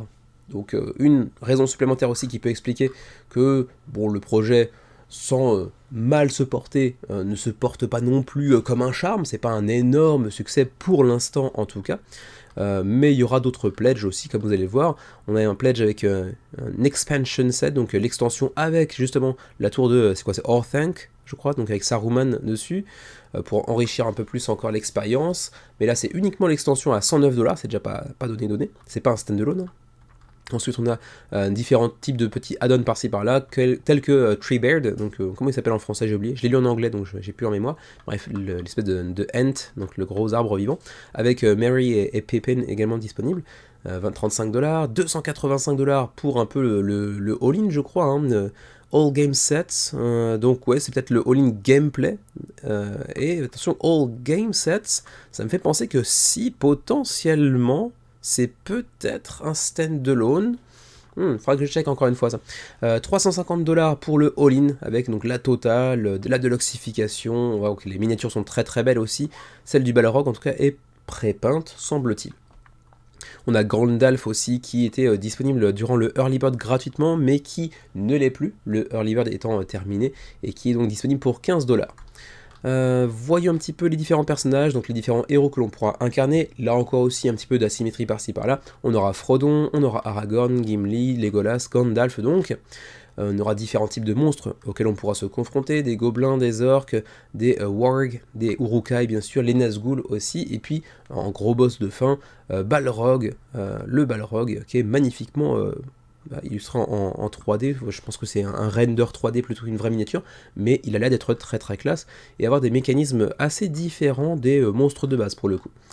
Ensuite, on aura un plateau principal sur lequel on pourra dévoiler au fur et à mesure de notre partie différentes régions, dans lequel on va pouvoir découvrir tout un tas de choses, des items, des monstres, des alliés également, parce qu'on voit que même si on ne pourra pas les contrôler, il y aura aussi différents types d'alliés. On voit ici, pas Galadriel, mais comment elle s'appelle déjà, le personnage qu'incarnait Liv Tyler, j'ai oublié son nom. Pour ce qui est de la DA, je dois avouer que je suis pas hyper fan, c'est pas vilain, mais je sais pas, ça me parle pas outre mesure, pour être tout à fait honnête. On voit qu'il y a masse de cartes, beaucoup de cartes avec des sortes de missions, c'est un petit peu narratif, sans être hyper lourd à ce niveau-là. Des cartes de quête, des cartes de menaces, des cartes d'adversaires que l'on pourra donc affronter, des cartes d'armes en tout genre, d'items que l'on pourra équiper, enfin, dont on pourra équiper nos différents personnages, plus ou moins puissants, bien sûr les items, hein, des items légendaires, plus classiques, etc. Les cartes d'alliés, je l'ai dit tout à l'heure, c'était Arwen, on aura aussi bien sûr Sam, on aura Galadriel, Boromir, etc. Donc différents types d'alliés dont on pourra s'attribuer les services. Des cartes de compétences ici qu'on pourra débloquer, donc relativement classique encore une fois dans ce qui est de l'approche de gameplay, hein, donc un jeu avec de l'exploration, avec du personnage qui va prendre en niveau, choper de nouveaux items, etc. Ça a l'air d'être plutôt très classique de ce point de vue-là, mais toujours avec la petite surcouche Seigneur des Anneaux, qui toujours est assez vendeuse, tout à fait. Hein, ça, on sait que c'est une licence très populaire, et c'est pas pour rien. Saruman Expansion, donc c'est bien une extension, mais est-ce qu'on peut y jouer tel quel, en tant que standalone? Non, je pense pas. Je pense que c'est purement une extension, parce que là, du coup, les titres de Pledge étaient assez trompeurs. Ici, Expansion Set, là, c'est plus clair. Tout à l'heure, c'était All Game Set, donc c'était un peu trompeur. Là, pour le coup, non, ça semble être vraiment une extension, donc vous aurez besoin du jeu de base, a priori, pour pouvoir en profiter. Donc on pourra avoir la tour de Orthanc avec Saruman que l'on pourra disposer dessus. C'est vrai que ça rend plutôt très très classe. Treebeard bien sûr, les différentes miniatures que l'on met un petit peu en avant avec les personnages plutôt petits, Treebeard plutôt gros, le Balrog énorme et la tour extraordinairement grande, différents add-ons de deluxification pour ceux que ça pourrait intéresser, et ma foi, c'est à peu près tout, je vais pas rentrer plus que ça dans les détails, le gameplay est pas tellement mis en avant de manière très claire et détaillée. On va donc passer au Fredport, je l'ai déjà mentionné peut-être, je sais plus, j'en ai pas souvenir, ah c'est ici, d'accord. Pour le Canada, ce sera donc de 34 à 49. Alors à 22,93 c'est un peu moins cher, mais c'est juste des extensions, hein, donc faut pas forcément prendre ça en compte. Vous pourrez pas jouer seulement avec Treebeard par exemple, ça marche pas. Donc 34 à 49 de frais de port pour le Canada. Peut-être des dollars canadiens, je sais pas exactement. Peut-être. Pour ce qui est de l'Union Européenne, 34 à 50 dollars. Et nous, apparemment, en Asie, on peut aller se faire voir chez les Grecs, parce que visiblement, on n'a pas de disponibilité. Bon, en même temps, c'est pas forcément une campagne qui m'intéressait outre mesure, mais quand même, c'est toujours un tout petit peu dommage de voir que nous sommes négligés, nous, du côté de l'Asie. 1500 contributeurs, 360 000 euros d'engrangés pour Foes of Middle-earth. On revient sur GameFound, que l'on ne quittera plus jusqu'à la fin de l'émission, avec Ancient Empires, le nouveau projet de Arcona Games, l'éditeur macédonien, assez rare pour être signalé, mais Arcona Games quand même c'est maintenant assez connu, ils sont installés depuis 7-8 ans sur Kickstarter et sur GameFound désormais, et on les connaît principalement pour Pest, c'est peut-être le jeu qui vraiment les a mis sur la carte, mais avant ça, ils avaient déjà pondu des jeux, sur Kickstarter pour le coup, et l'un des premiers qu'ils avaient proposé s'intitulait Small Samurai Empires, je crois que c'est ça si mes souvenirs sont bons, et pourquoi je le mentionne au-delà de vous rappeler éventuellement ce qu'ils avaient fait préalablement, c'est tout simplement que le nouveau jeu dont on va parler maintenant, donc Ancient Empires, se base sur les mécanismes, le système de jeu de Small Samurai Empires, sorti donc en 2020, qui a plutôt une bonne note de manière générale sur BGG, et donc ils reprennent le cœur de gameplay de Small Samurai Empires pour le développer, l'affiner, l'enrichir et proposer donc cette nouvelle expérience qui est Ancient Empires, qui sera désormais donc un jeu plus profond, plus riche et transformé en véritable jeu de civilisation en 4X, donc un peu plus complexe potentiellement que Small Samurai Empires. Et donc ce petit Ancient Empires, il est pour 1 à 4 joueurs, pour 14 ans et plus, et pour des parties de 60 à 120 minutes, ce qui en fait un jeu encore relativement facile à sortir mine de rien, puisque vous allez le voir en termes de contenu, de composants physiques, c'est pas si lourd que ça reste relativement compact malgré tout. On parle ici d'asymétrie, avec du contrôle de territoire, comme tout bon 4X qui se respecte, un gros aspect civilisation, donc développement de votre civilisation, avec des arbres de technologie, etc. Et puis de la programmation d'action, avec un système de programmation d'action qui se veut apparemment assez unique, innovant, mais j'ai pas vu le gameplay détaillé de manière hyper précise. Je sais que c'est un rapport avec la petite flèche que l'on voit ici, et l'ordre dans lequel on va pouvoir accomplir sa action, mais j'ai pas fouillé plus que ça. Et donc c'est un jeu dans lequel, comme tout bon 4X qui se respecte, on va chercher à prendre le contrôle de plus en plus de territoire, d'étendre sa sphère d'influence en envoyant notre armée, en construisant des bâtiments, des merveilles, ce genre de choses-là, comme beaucoup de jeux de civilisation en somme. Avec un plutôt beau matos, une très belle DA ma foi, c'est plutôt chatoyant tout ça, c'est plutôt joli, et vous aurez des extensions qui vous permettront de jouer avec des maps plus ancrées dans le monde réel on va dire. Il y a une map du Moyen-Orient et une map de l'Europe aussi si mes souvenirs sont bons, on verra ça un peu plus tard. Donc le jeu est disponible en anglais mais pas en français, ça c'est toujours un tout petit peu dommage, à moins que vous ne parliez macédonien, hein, je pense que c'est un petit peu rare sur la chaîne, mais pourquoi pas. Donc continuons un petit peu là-dedans, les premières infos sont pas très intéressantes, on va directement jeter un œil au niveau de pledge. Celui qui est mis en avant bien sûr c'est le all-in à 79$. Et en vrai, un all-in à 79$, c'est pas outrancier, c'est pas si onéreux que ça.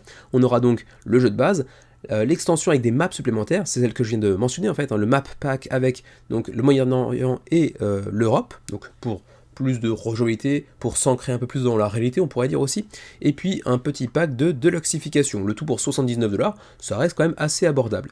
Sinon le jeu de base, lui, est à 45$, donc vraiment très abordable pour le coup, on voit qu'il a été assez peu pledgé en réalité.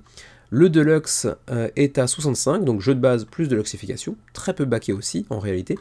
Par contre, le All-in Ancient Empires, il est 439 fois backé, donc on sent que c'est le pledge qui est mis en avant et qui est aussi le plus populaire auprès des backers. Et vous avez même un petit All-in Two Empire Games, donc Ancient Empires, ainsi que Small Samurai Empire et Small Railroad Empires, un autre jeu de Arcona Studio. Le tout pour 119$, c'est un éditeur qui nous habitue à des jeux relativement peu onéreux, comme vous pouvez le voir. On continue. Alors les key features, donc les éléments clés les plus saillants du jeu, c'est ce fameux système de programmation d'action qui se veut innovant, où on va donc prévoir ses actions de notre côté, en fait, sur la map, et ensuite on va les révéler avec un système de révélation progressive, on va dire. Je pense que c'est connecté avec la petite flèche que l'on voit là, mais c'est pas précisé de manière hyper claire, mais je pense que c'est le cas. Et donc ce sens du timing sera particulièrement important, et il faudra le prendre en compte pour pouvoir mener à bien les différentes manœuvres que l'on souhaite tout simplement mettre en avant pour prendre le meilleur sur nos adversaires. Ensuite, on aura donc des arbres de progression, différents âges, on pourra progresser au cours de 3 âges différents, l'âge de pierre, l'âge du bronze et l'âge de l'acier, avec tout un tas de technologies qui vont se débloquer au fur et à mesure, l'aspect de contrôle de territoire bien évidemment à travers différents continents, l'aspect de engine building avec différents arbres de technologie, on va débloquer des compétences au fur et à mesure de la partie bien sûr, et puis ensuite 10 civilisations distinctes avec donc de la symétrie, et puis également des merveilles que l'on pourra construire qui elles aussi nous donneront généralement des conditions de scoring de fin de partie, j'ai l'impression, plutôt que des actions véritablement. Et on parle ici d'une grosse rejouabilité apparemment. Le matos a l'air d'être plutôt clean, pour un jeu relativement peu onéreux, on a plutôt un beau matos. Alors il n'y a pas de double épaisseur dans tous les sens, mais globalement ça a l'air de faire le job. On a même une map double face, donc on pourra avoir une configuration de jeu un petit peu différente de l'autre côté par exemple. J'imagine que ça pourra renouveler un petit peu l'expérience, peut-être scaler un tout petit peu différent de 2 à 3 à 4 joueurs par exemple. Les ressources, les petits plateaux individuels pour chacun des joueurs, sur lesquels on disposera nos cartes pour planifier nos actions par exemple. Masse de cartes, bien sûr, beaucoup de cartes. On voit que l'ADA de manière générale est plutôt jolie, plutôt très jolie. Le reste du matos, bon, effectivement, pas de nipple screen print, pas de miniature, etc. C'est aussi ce qui justifie un prix plutôt abordable. Mais oui, c'est vrai que c'est pas une qualité de production qui éblouit nos petites mirettes habituées aux jeux sur Kickstarter et GameFound. Ça, c'est vrai. Mais bon, ça fait le job, encore une fois. Sinon, pour ceux qui veulent un peu plus, vous avez donc le fameux Deluxe Pack qui va ajouter des éléments en bois plutôt qu'en carton, cette fois-ci screen print, et puis un artbook, bon là un peu moins utile, un peu moins nécessaire ou essentiel, et fameux Mac Pack aussi, donc le petit pack qui vous ajoute des maps ancrées dans le monde réel, donc avec l'Europe ici, et le Moyen-Orient ici. Ça va être assez intéressant aussi pour ceux qui voudraient plus faire des parties dans un monde qu'ils connaissent mieux que ce monde un petit peu fictionnel imaginé par Ancient Empires. Voilà. Je vais passer pour le reste, le gameplay, j'ai mentionné brièvement comment ça pouvait tourner un petit peu. Donc la phase de planification, de révélation de nos différentes actions, on voit qu'elles sont placées tout autour de la map, et c'est ça qui est un petit peu innovant pour le coup. On voit que la flèche est importante, et on va les révéler au fur et à mesure dans le sens de la flèche, chacun ayant sa propre couleur, et donc on va réserver plus ou moins en fait des actions que l'on va révéler au fur et à mesure dans ce sens-là. C'est plutôt intéressant effectivement sur le papier. Voilà, pour le reste, c'est relativement classique, du 4X, donc on va déplacer nos unités, on va explorer, on va agrandir sa sphère d'influence, on va construire des choses, on va produire des ressources, etc. Relativement classique de ce point de vue-là, et il y aura bel et bien un mode solo aussi pour ceux que ça intéresse. Et pour ceux que ça intéresse, il y aura aussi même un module Tabletopia pour essayer le jeu avant de prendre une décision sur je back pas. Voilà, on va pouvoir maintenant passer au shipping, c'est ici que ça se passe. Union Européenne, 15 jusqu'à 28$ de frais de port, 28$ pour donc 3 jeux, donc c'est quand même pas très onéreux. Zone B avec le Canada, mais aussi le Japon, ou les pays de l'Union Européenne, enfin non, les pays de l'Europe, mais non Union Européenne, 20 à 40$. Voilà pour ce qui est de ce nouveau projet de Arcona Studio, à savoir donc Ancient Empires, sur les bases de Small Samurai Empires. On voit que pour l'instant la campagne fait pas un énorme chiffre, on parle de 565 backers approximativement, 50 000$ d'engrangés, 26 jours avant la fin de la campagne, mais bon, c'est financé, c'est un éditeur en lequel on peut avoir une relative confiance. Ils ont quand même généralement porté leur projet jusqu'au bout, hein, jusqu'au backer, donc il n'y a pas trop de soucis de ce point de vue-là. Voilà pour Ancient Empires. Dernier plat principal de la semaine, il s'agit de Fighting Fantasy Quest, The Warlock of the Firetop Mountain. Encore un jeu coopératif, décidément, en campagne, décidément, mais one-shot table aussi, je crois, si mes souvenirs sont bons. C'est pour 1 à 4 joueurs, 60 minutes la partie, 12 ans et plus. On parle de 670 backers, 130 000 euros d'engrangés pour l'instant, 27 jours avant la fin de la campagne. Encore un jeu de fantasy, de epic fantasy, pourrait-on dire même, qui semble apparemment inspiré directement d'une licence de livre dont vous êtes le héros, quelque chose comme ça. Est-ce que je pourrais retrouver l'info? Voilà, c'est ici.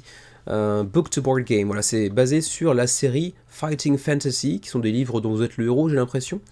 Qui ont été vendus à 20 millions d'exemplaires, traduits en 30 langues différentes, donc apparemment, je dois être un des seuls qui ne connaît pas cette série de Fighting Fantasy dont ce jeu est inspiré, sauf que c'était une sorte de portage en version plateau cette fois-ci, avec encore une fois une map avec différentes pièces qui vont se révéler à vous au fur et à mesure, donc de l'exploration, de la coopération entre les différents personnages, des synergies imaginées, pour des parties relativement courtes, hein, 60 minutes la partie, encore une fois, c'est plutôt facile à sortir en théorie en tout cas. Pour le reste, on voit qu'encore une fois on aura des personnages avec des compétences asymétriques, avec un aspect d'upgrade de notre personnage via différents items, offensifs, défensifs, peut-être même des soutiens avec des personnages qui pourront nous accompagner, on va dire.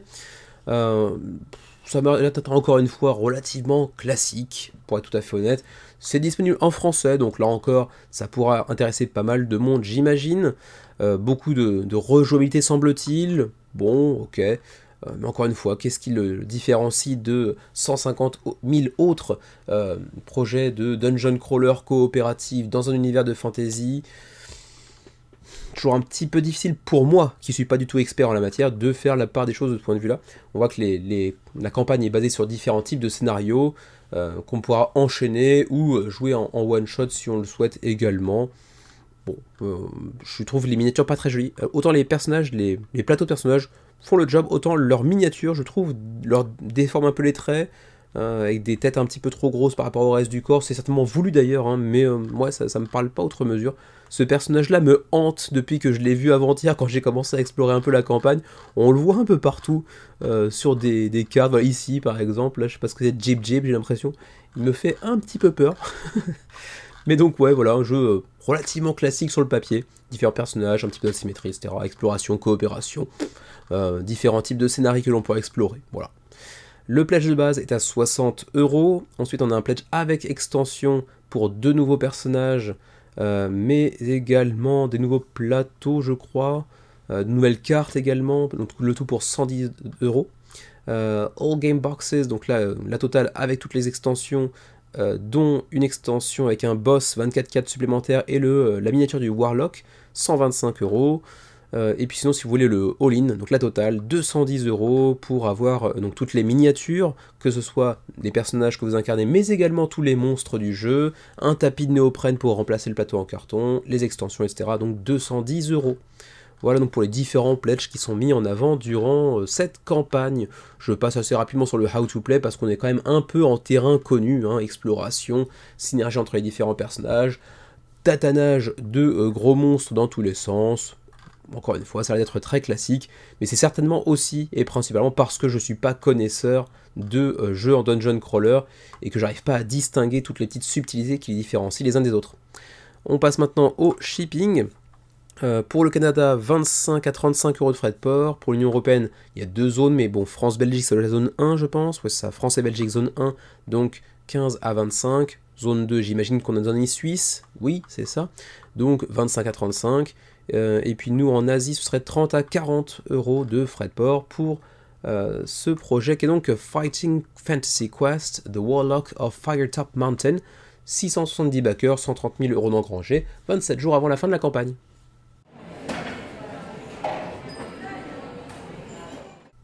Et on termine ce menu crowdfunding de la semaine par Rurik, la nouvelle édition de Rurik, par Fantasia Games. Et on retrouve une sorte de nouvelle stratégie de Fantasia Games depuis quelques temps. Fantasia qui quand même a pondu des assez belles pépites en réalité depuis leur création il y a 6-7 ans. Ils avaient commencé par Endless Winter si mes souvenirs sont bons. On a ensuite vu Unconscious Mind qui est un de mes jeux préférés même s'il sort très très peu au final. Ils ont aussi un studio succursale on va dire avec Pika Games qui est assez intéressant.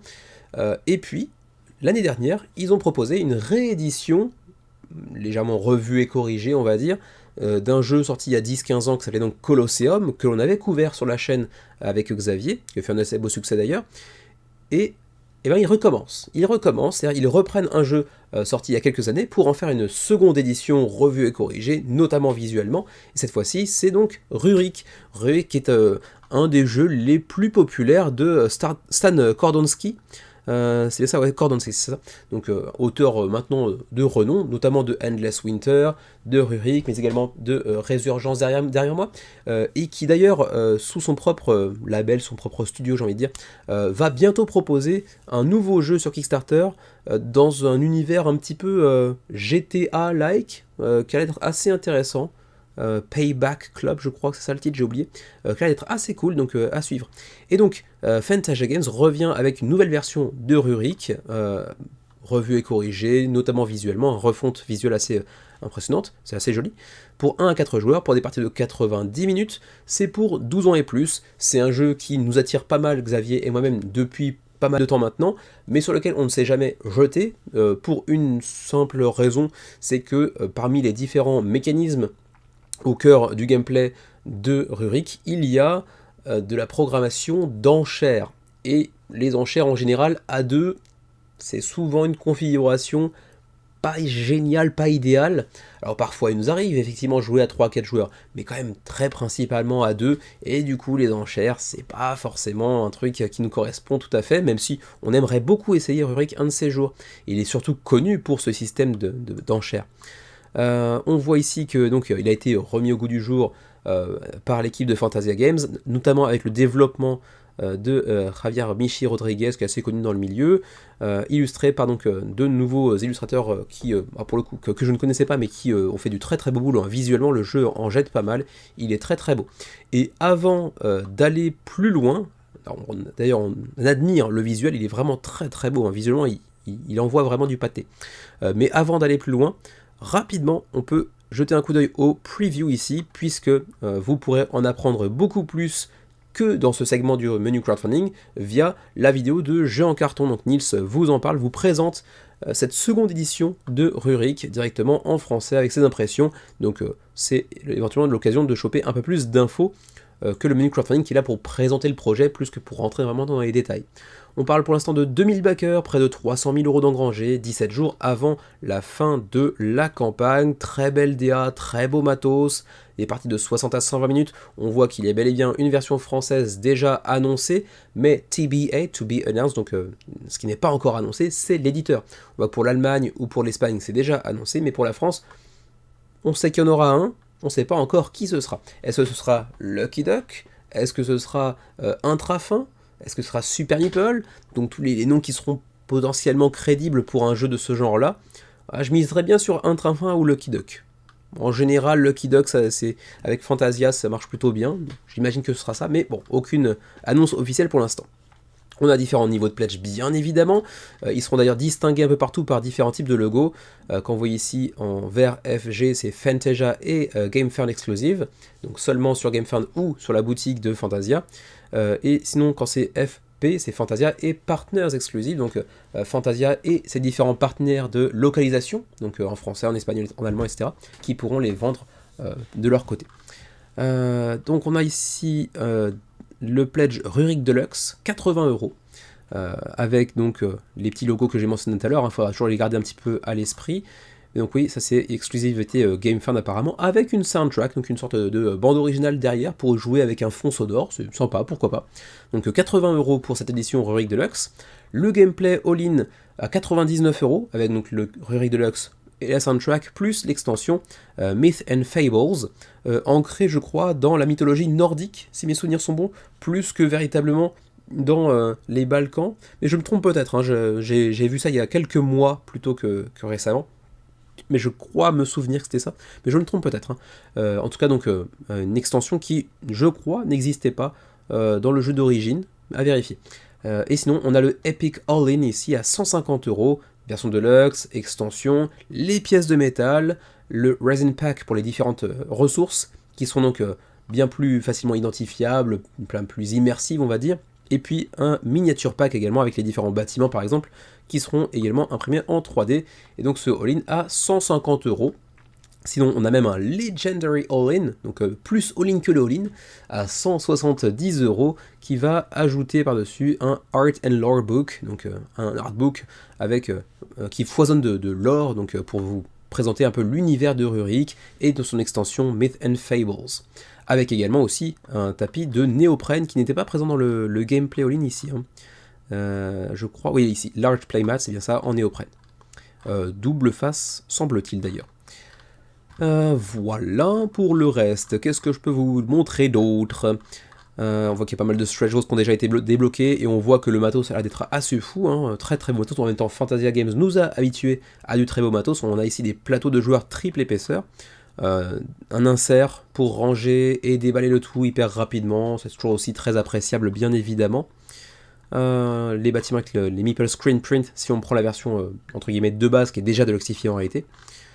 Quelques miniatures, etc. Donc ouais, il y a pas mal de contenu qui va être débloqué au fur et à mesure. On peut prendre aussi les ressources en résine en add-on, plutôt que de prendre via le all-in par exemple. Même chose pour le néoprène, les pièces de métal, etc. Bon, relativement classique de ce point de vue-là. Et donc, on voit qu'il y a donc deux faces sur le plateau. Donc j'imagine que la face automne et la face hiver changeront un tout petit peu le gameplay potentiellement. Le gameplay, justement, parlons-en, on voit ici, on va choisir son leader, bien sûr, pour essayer ensuite de conquérir le trône. On va pouvoir utiliser tout un tas d'actions, améliorables, j'ai l'impression, d'ailleurs, en cours de partie, pour, comment dirais-je, aller enrichir une asymétrie que j'imagine être déjà présente en début de partie, mais ça aussi à vérifier. On va pouvoir ensuite donc utiliser ce système d'enchères si particulier à Rurik, semble-t-il, pour gagner de l'influence au sein du conseil. On va pouvoir exploiter tout un tas de ressources, donc l'aspect de gestion de ressources aussi, bien sûr, de construction de, comment dirais-je, d'avant-garde commerciaux ou de châteaux, donc d'édifices militaires en tout genre, ce genre de choses-là. Commander notre armée, bien sûr, pour l'aspect un peu contrôle de territoire, prise de possession de territoire également, accomplir des actes héroïques. Bref, il y a tout un tas de choses que l'on pourra accomplir dans Rurik avec un gameplay qui se veut assez riche, semble-t-il. Le but ultime étant, comme dans beaucoup de jeux, de gagner un maximum de points et surtout plus que nos adversaires. Vous pouvez déjà consulter le livret de règles ici, mais bon, au pire, vous pouvez aussi checker pas mal de vidéos sur YouTube qui vous présentent Rurik premier nom. Je sais pas si Rurik avait le droit à une VF jusqu'à présent, mais bon, si vous êtes anglophone, il y a plein de vidéos sur le jeu, et généralement c'est un jeu qui dispose d'une très très belle réputation, et qui en plus a droit à cette refonte visuelle et mécanique via Fantasia, donc il y a moyen que ça devienne encore meilleur qu'à l'origine, et vous pouvez d'ores et déjà le tester dans cette nouvelle version sur Tabletop Simulator pour ceux que ça intéresse. Ensuite, donc je le rappelle, tout là j'ai déjà dit, mais jeu en carton, Nils a fait une vidéo pour vous présenter cette nouvelle édition de Rurik, donc n'hésitez pas à aller la visionner pour avoir un peu plus d'informations à son propos. On a un petit aperçu du contenu de la boîte Deluxe, donc qui est quand même magnifique en termes de matos, hein, c'est vraiment très très cool. Le jeu présente très très bien, comme souvent les jeux de Fantasia, pas de surprise à ce niveau-là, c'était escompté, juste les ressources, qui c'est vrai dans la version de base, pêchent un petit peu. C'est pas parce qu'il y a des poissons que je dis ça, mais elles sont pas super classe, qu'on va dire. Donc c'est vrai qu'on vous encourage plutôt à prendre une version avec, à minima, le screen print, ou la version avec le pack de résine pour des miniatures un peu plus classe que celle-ci tout de même. Mais sinon, généralement, le jeu est quand même très très beau, même les cartes, thématiquement très bien ancrées, elles sont vraiment très très jolies, avec un effet un petit peu patine qui est assez charmant. De manière générale, il est quand même très très beau, quoi. Ensuite, on présente aussi Myth and Fables, donc l'extension. L'extension avec les différentes miniatures que l'on voit ici. Ah non, c'est peut-être plus de la mythologie des Balkans, hein. Vu les noms, c'est pas du tout scandinave tout ça. Donc non, c'est moi qui me trompais. Du coup, c'est plus effectivement ancré dans les Balkans, semble-t-il. Baba Yaga, c'est effectivement l'Est européen, on va dire. Voilà donc pour l'extension, on voit qu'il y a quand même pas mal de nouveaux personnages, avec donc des personnages neutres que j'imagine soit on pourra affronter, soit on pourra peut-être s'octroyer leur service. J'ai pas poursuivi la lecture des règles à ce niveau-là, mais c'est peut-être le cas. Et pas mal de nouvelles ressources également par-ci par-là, donc pour enrichir encore un peu plus le gameplay. Et on a aussi l'extension Stone and Blade que l'on retrouve ici, avec des cartes d'intrigue, donc nouvelles mécaniques également disponibles dans cette petite extension avec assez peu de contenu en réalité. Les Building Collections avec donc le pack de miniatures pour rendre un peu plus immersif le jeu, le pack de résine pour deluxifier un petit peu les ressources, les pièces de métal que l'on trouve relativement sommaires mais classe. Et puis le playmat en néoprène, encore une fois double face bien évidemment. Et puis la soundtrack, c'est pas la première fois qu'ils le font. Je crois pas qu'ils l'avaient fait pour Colosseum, je n'en ai pas souvenir en tout cas, mais par contre il l'avait déjà fait pour le projet de Pika Games, Flow, je me souviens de ça par contre. Qui devrait plus trop tarder à être livré d'ailleurs, je sais pas exactement, j'ai pas suivi, mais ça devrait plus trop tarder. Shipping, Canada 24 à 33 €. Europe, il y a encore une fois deux zones, mais Belgique, France, c'est encore une fois la zone 1, donc 19 à 22, Europe, zone 2 avec la Suisse, 35 à 51, et puis nous, au Japon, on doit être Asie 2, je pense. Ah non, Asie 1, ok, donc 34 à 57 € de frais de port. Un jeu qui aurait vraiment pu nous tenter, Xavier et moi-même. On aime bien plutôt en général Stan Kordonski, on aime beaucoup aussi ce que fait Fantasia Games en général, donc ouais, ça nous tentait pas mal. Reste que ce mécanisme au cœur du gameplay, à base d'enchères, forcément à deux joueurs, ça nous fait reculer un tout petit peu, mais on aimerait beaucoup tester un de ces jours Rurik si l'occasion nous en est donnée. 2000 backers pour l'instant, donc plutôt une belle campagne, près de 300 000 € d'engrangés, 17 jours avant la fin de la campagne pour Rurik, seconde édition par Fantasia Games. Et c'est tout pour ce menu crowdfunding du 15 février, j'espère que vous aurez passé une très belle Saint-Valentin avec votre amoureux, votre amoureuse, j'allais dire au début vos amoureux, c'est vrai qu'on est en 2026, mais bon, restons calmes quand même si vous voulez bien. Je vous donne rendez-vous très prochainement, mais probablement pas la semaine prochaine, puisque je vous l'ai dit, je vais donc à Cannes, et ensuite quelques jours aussi chez mes parents, pour me reposer un petit peu avec mon rejeton. Donc je serai absent probablement pendant 3 semaines de menu, à moins que le menu de la semaine prochaine soit vraiment très léger, auquel cas je l'enregistrerai un petit peu en vitesse jeudi, vendredi, pour le publier un petit peu à l'arrache, on va dire. Mais partez du principe que je serai absent 3 semaines à compter d'aujourd'hui, même si certainement je ferai une ou deux vidéos solo sur la table, mais qui seront programmées à l'avance pour meubler mon absence, on va dire. Voilà, je vous dis donc à très bientôt sur la chaîne, ou à très bientôt à Cannes. Si vous y êtes et que vous m'apercevez, n'hésitez pas à me héler dans le hall, je me ferai un grand plaisir d'aller vous voir. Bien évidemment. Et du coup, d'ici au prochain menu ou à notre rencontre à Cannes, portez-vous bien, jouez bien, profitez de Cannes si vous y allez, et à la prochaine.